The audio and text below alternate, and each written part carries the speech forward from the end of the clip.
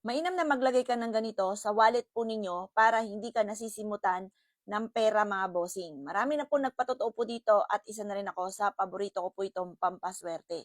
Kaya yung bag ko pa mga bossing ko, kapag ka tinignan, parang may bato. Kasi sa dami po mga pampaswerte. Pero okay lamang po yan sa akin dahil masasabi ko lamang epektibo po talaga siya mga bossing. Kung kayo po ay lubog sa utang, isa ka sa mga maraming mga alagang numero, or kaya po meron kang negosyo at or kaya po meron kang pitaka na lagi na lamang po nasisimutan ng pinansyal, ay ilagay nyo po ito. Isiksik nyo po ito sa wallet ninyo at ang dulot nito ay swerte. Basta mga bossing ko, kailangan lagi kang positive, naniniwala ka. Kapag po ikaw ay nega, yung nega, yan po yung pagiging negatibo, mas nananalo po yan mga bossing ko kapag po ganyan eh. Kapag po may ginagawa ka mga pampaswerte tapos ang mindset ninyo ay nega, yun po, mas higit siyang nananalo. Kaya kailangan alisin niyo po yan. Kung gusto niyo talaga ikaw ay swertehin, alisin niyo ang pagiging nega. Alisin niyo po na ikaw ay daing ng daing.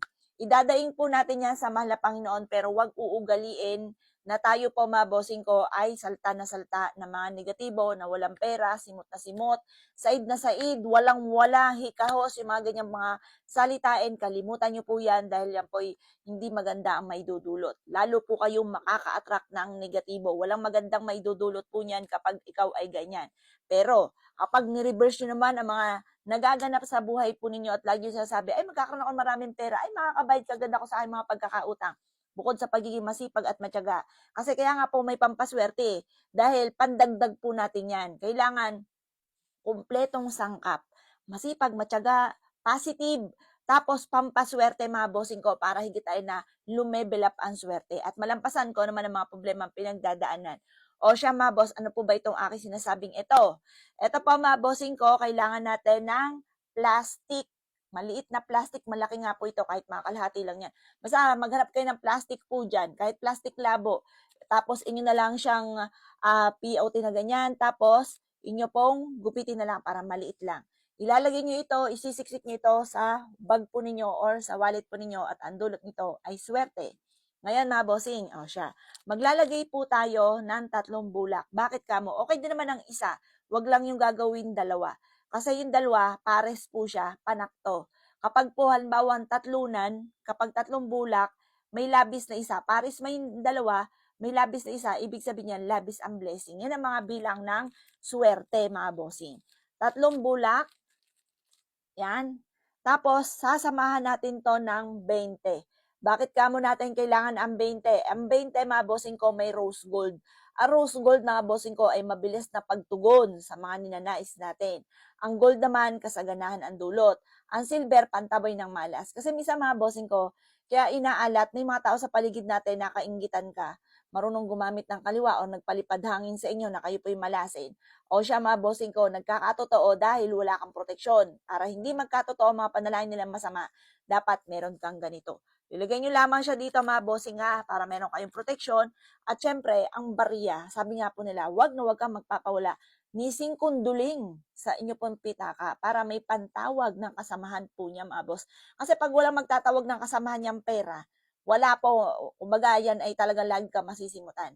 Wala pong papasok sa inyong swerte, lalo na sa pinansyal. Pagkatapos, kailangan din natin ng dahon ng laurel. Kasi yung dahon ng laurel, magbibigay yan ng the victory swerte po sa inyo. Ipagkakalob nito yung ninanais ninyo. Halimbawa, humiling ka sa kanya ng 100. Naku, generous po ang dahon ng laurel. Ipagkakalob sa inyo niyan, 1,000. Ganun siyang ka-generous. Kasi ako dati mga boss, simple-simple lang naman ang wishes ko. Madagdagan lang ng 10,000 ang amin pong kita sa isang buwan, ay masayang-masaya na ako. Hindi na ako mamumblema pa. Pero ang binigay ay hindi ko rin inaasahan mga bossing ko na blessing.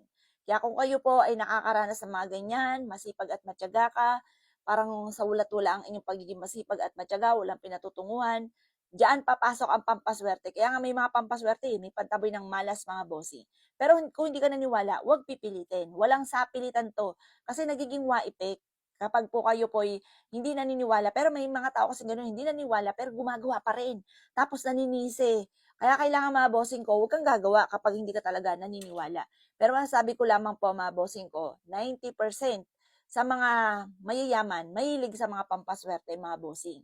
At yung Kumbaga meron kasi akong kakilala, mga bossing, ay, talaga namang kumbaga bibigyan ko lang ng sample para maunawaan niyo.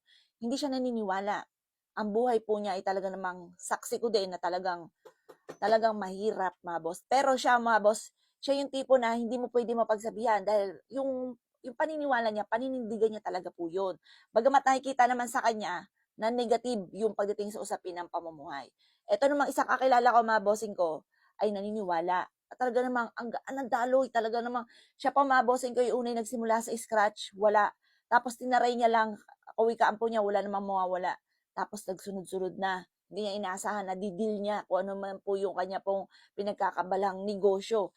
Ngayon pa, mga bossing, parang titinda na siya ng mga pampaswerte pero masabi niya, epektibo talaga. Kasi dati parang napakailap ng swerte. Kaya nga po may pampaswerte. Para meron tayong pantaboy ng malas. Kailangan perfect combination sa buhay natin. Sipag at tiyaga. Tapos tambalan natin ng mga ganito pantaboy ng malas, mga bossing. Lalo sa simple mga pamamaraan kagaya po nito. O mga boss, gawin niyo na po ito. At good luck po sa inyo po lahat.